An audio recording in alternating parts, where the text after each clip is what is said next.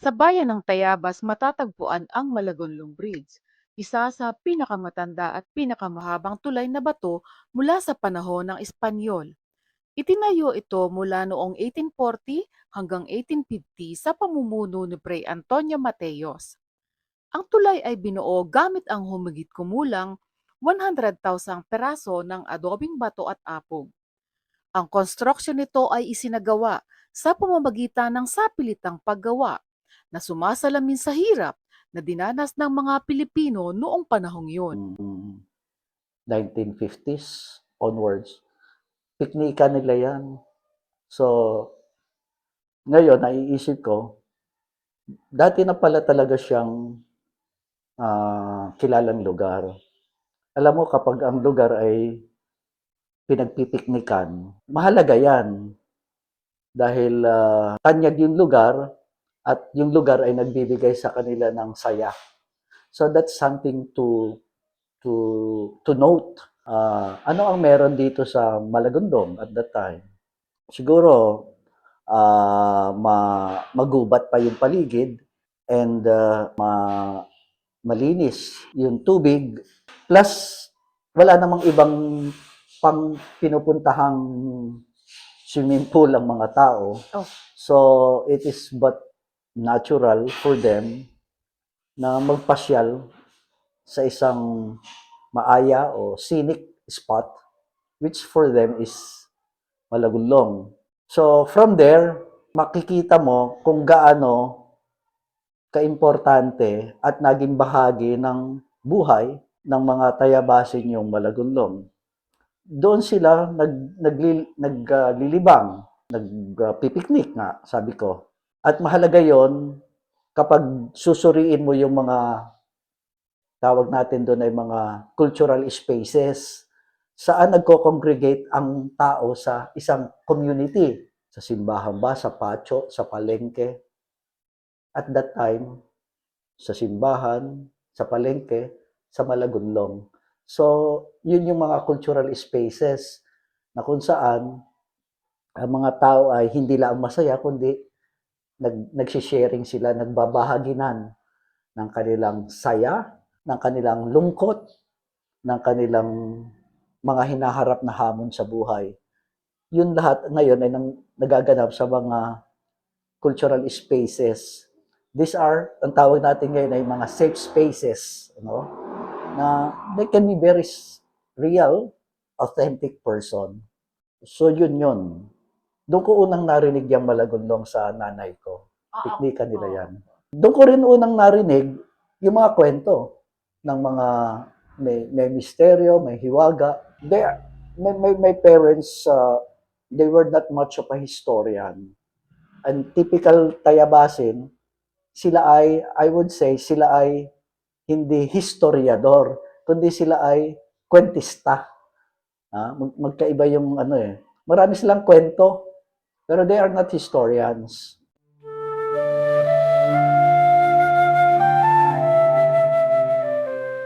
Isang makasaysayang araw po sa ating lahat. Narito po tayo ngayon sa opisina ng turismo ng Tayabas upang kapanayamin ang isa sa kanilang mga kinatawan.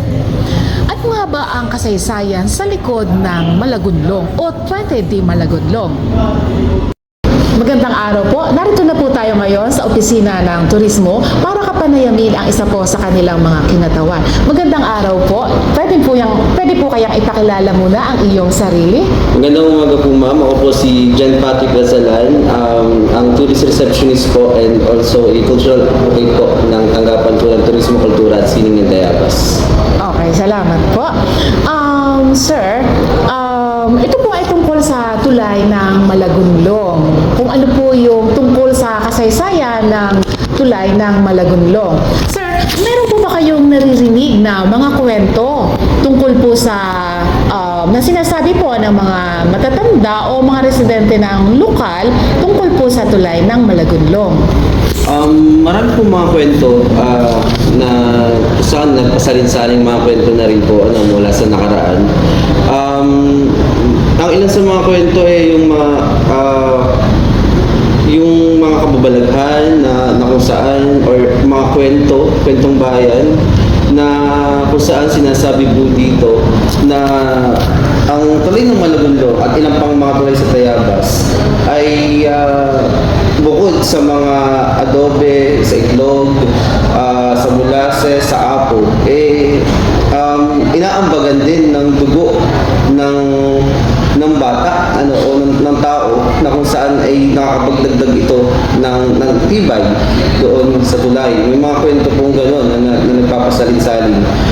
Bukod pa doon, may mga kwento din na kung saan nasasabi na yung mga poste o mga haligi ng bawat arko ng tulay ng Malagundong ay maaaring may mga lagusan dahil sa laki at kapal nito. May mga residente na nagkikwento na may mga ganung kahiwagaan o kwento doon sa tulay. Yan daw tulay na yan ay ganun nga, gawa ng mga Kastila na nung araw daw, pagkaka hindi ka pwedeng dumaan dyan nang wala kang dalang bato. Na yung mga bato na yon ay may naka-letra at makikita mo nga naman doon sa ilalim yung tulay na mayroon doon, halimbawa may P, may J, may R. Makikita mo doon sa ilalim ng tulay yung mga bato na yon. Sir, bakit po kaya sa palagay mo, yung mga kwentong naririnig natin ay naiipasa sa mga bagong henerasyon? Siguro ma'am, yun ay paraan natin culture. Parte ng ating kultura na magbahagi ng mga lumang kwento.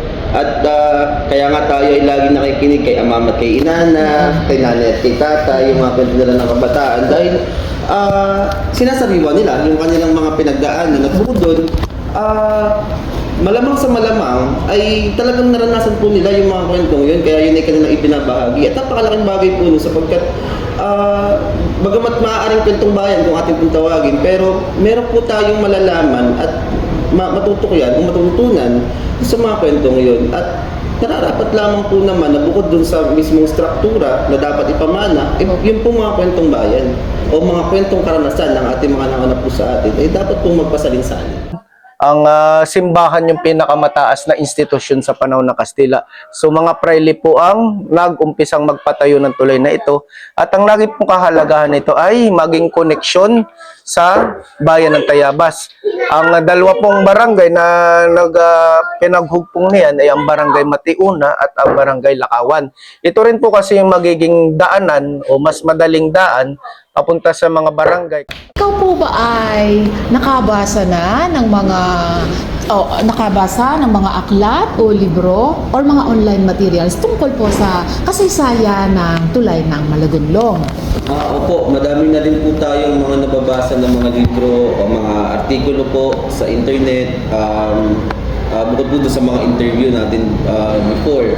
Dahil nga po, isa po ako sa mga researcher po ng tanggapan ng turismo, kultura at sining na kung saan po mayroon po tayo tinatawag na pre-cap doon po sa aming trabaho, yung Philippine Registry on mga heritage. So ipinapasa po namin yung sa National